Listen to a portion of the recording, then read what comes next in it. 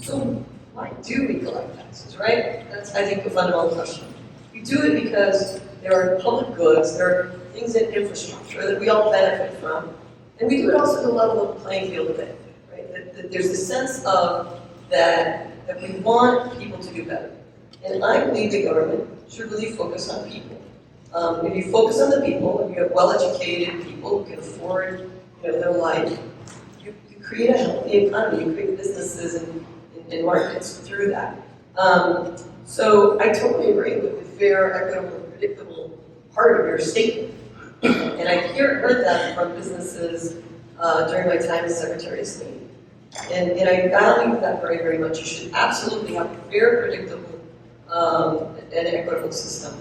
Now, many of you have heard my first commercial, right, where I talked about raising taxes on big corporations and using that money to make sure that we address the big issues that we're facing, like education, investing in small businesses, childcare.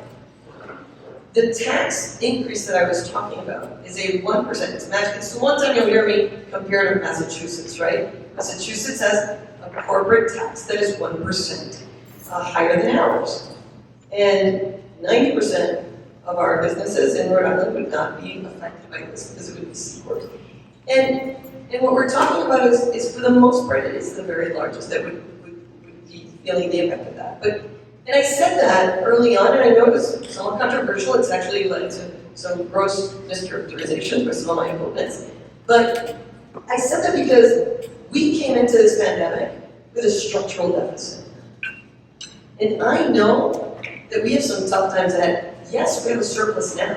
We should be investing that surplus in one-time infrastructure type investments, not in ongoing plugging the holes of the structural deficit. That's not what we want to do. So, using that money wisely, then, what are we looking at? I'm not looking at the economy in just sort of next year or an election year. What are my values? What can you expect from me?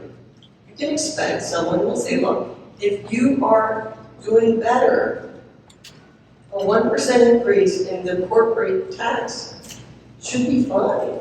And because we're using it to increase our school reconstruction program, we're using it to really change the quality of life in terms of what we have here, make housing affordable, all these different things.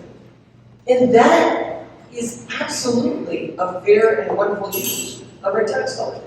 I think Dr. Munoz said it right. Part of the problem here is we have two problems. We have a group of people, this is not a chamber, of course, but there's a group of people saying, absolutely no, I don't want to pay any taxes on. I can't help you. Like, we all have to pay some taxes, right? But when you do pay for the taxes, then you have to be able to get something as a business leader or as a regular person on the street. And so that efficiency, how we're going to use it, what are you using it for, is important. So I know that you've seen me manage a state budget within my office. You've seen the efficiencies that I've generated as Secretary of State. I've done that negotiating with the legislature, the governor's office. I have proven leadership in how do you run a government effectively. So I will be using your tax dollars absolutely efficiently.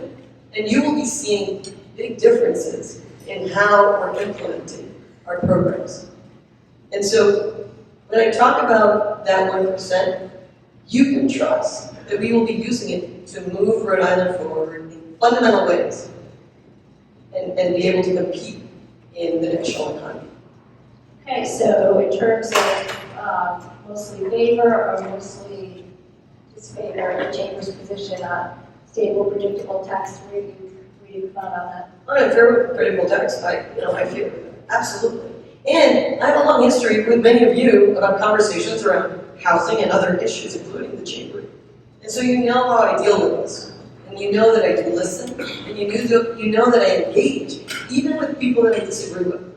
Why? Because our best solutions come when there is a diversity of opinions, perspectives, and backgrounds around a policymaking table.